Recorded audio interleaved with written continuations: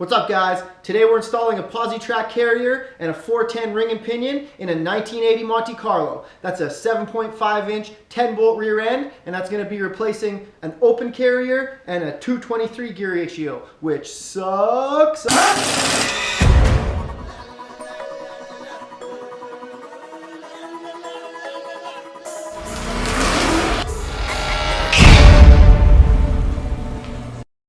So that guy.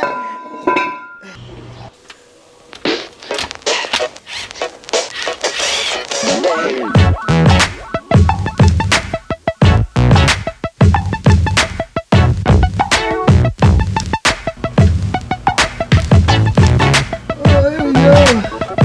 Woo!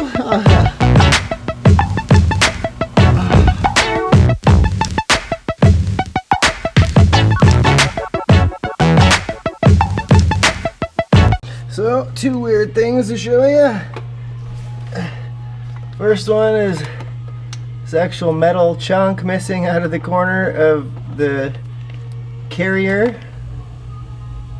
And then you got the number stamp there, 21 into 48, like 21.48, which will be the gear ratio.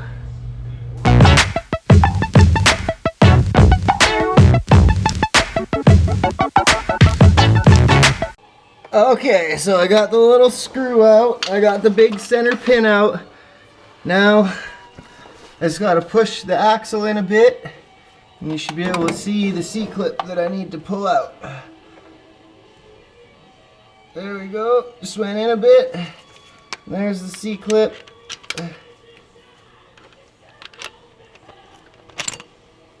Boom, there's number one. Now this axle will be able to slide out. One axle out. Now I'll do the same thing on the other side. Slide it in, pop it out. There we go, and a little bit. You get the C-clip out. Now remember which side is which. That's the left side. The other one is the right side. Now send this axle back out. There we go, both axles are out.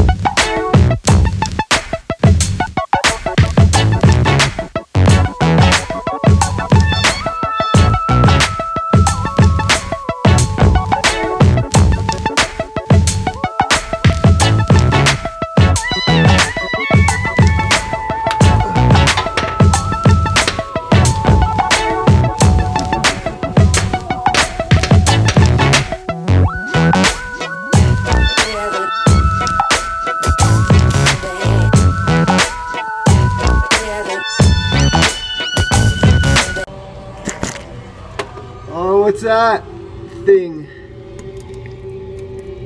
Chunk of metal?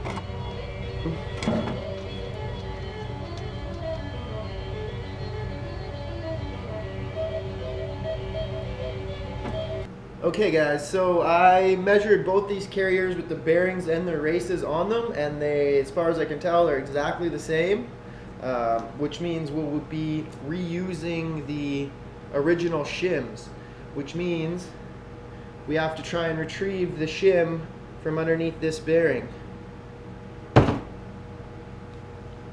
Basically, I'm just going to cut that bearing off and get the shim out of it, and then we can put the shim on there and put our new bearing on there, and we should be good to go.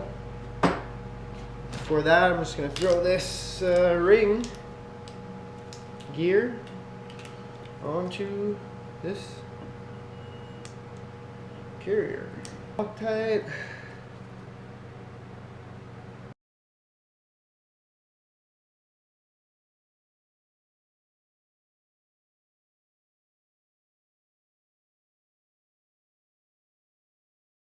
Installing the ring here, I got it all tightened up. Well, not all the way tightened up, but going a crisscross pattern because I don't have a press to press it on the rest of the way. So medium strength on the impact and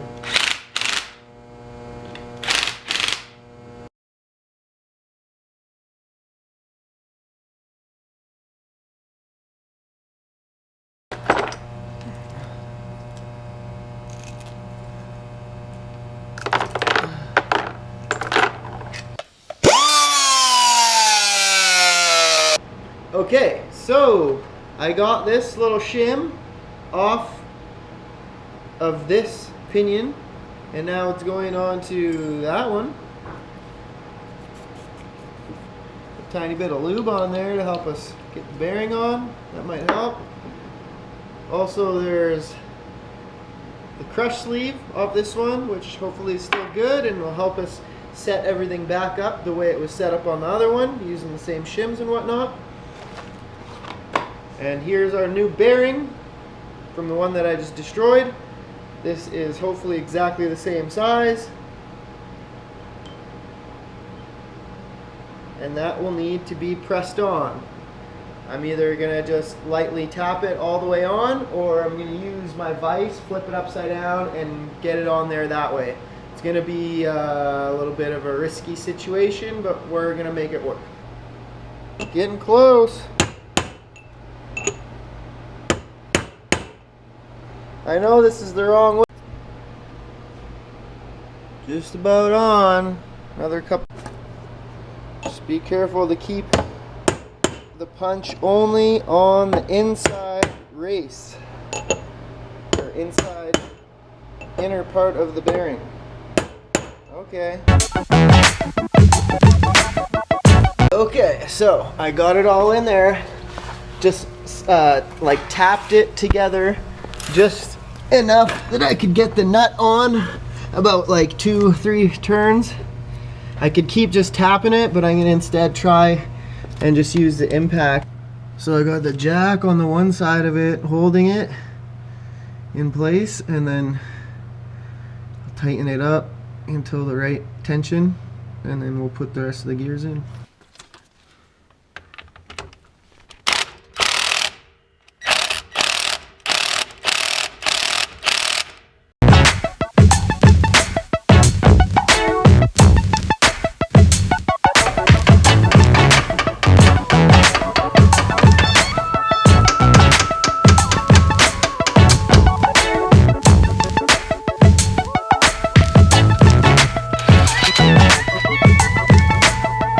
Just got the gear pattern there, and it actually looks good. It's pretty centralized on both sides.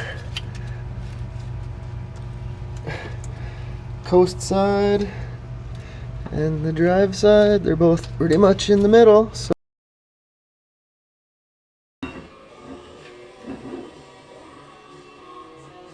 oh yeah, buddy. Ooh, there's the sweet spot.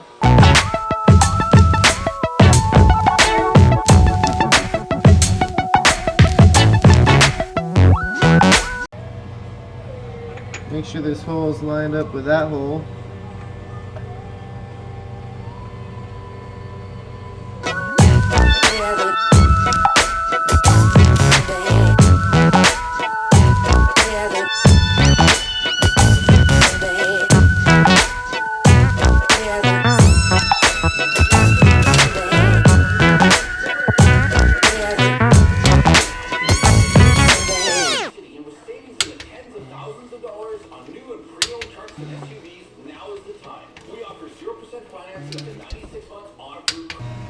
Looking good, all put back together.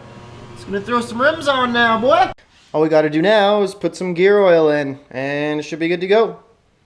Don't forget the additive. Yeah.